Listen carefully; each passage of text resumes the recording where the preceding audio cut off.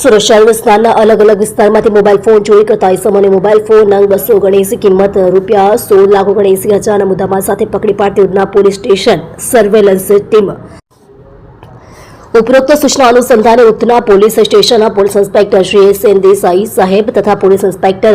Shri J S. Jamre સાહેબ નાઓના માર્ગદર્શન હેઠળ surveillance police sub inspector Shri M K. Ishrani તથા police sub inspector Shri B K. Vaghela નાઓના નેતૃત્વમાં સર્વેલન્સ સ્ટાફના માણસો સાથે પેટ્રોલિંગમાં હતા. તે દરમિયાન સાથેના પોલીસ કોન્સ્ટેબલ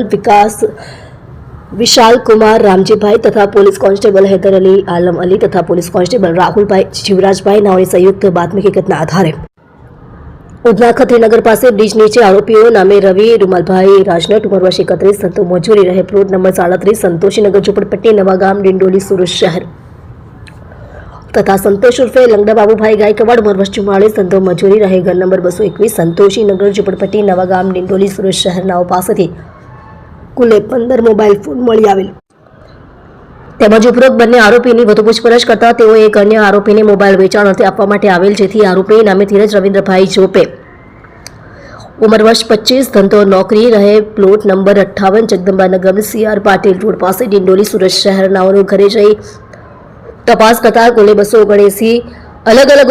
કંપનીના મોબાઈલ સાથે પકડી પાડી. જે મોબાઈલ ફોન વિશે પૂછતા મજકૂર ઈસમોએ સુરત શહેરના અલગ અલગ વિસ્તારમાંથી લોકોની વધુ પડતી ભીડ હોય ત્યાં લોકોની નજર ચૂકવી તેના કિસ્સાઓમાંથી તથા BRTS બસમાં મુસાફરી કરતા પેસેન્જરની નજર ચૂકવી ભીડનો લાભ લઈ ચોરી કરેલ હોવાની હકીકત જણાવેલ હોય, જેથી ઉપરોક્ત ઇસમોના વિરુદ્ધમાં BNSS કલમ 35(1) મુજબ કાર્યવાહી કરી ઉપરોક્ત પોલીસ કર્મચારીએ ખૂબ જ સારી અને પ્રશંસનીય કામગીરી કરેલ છે.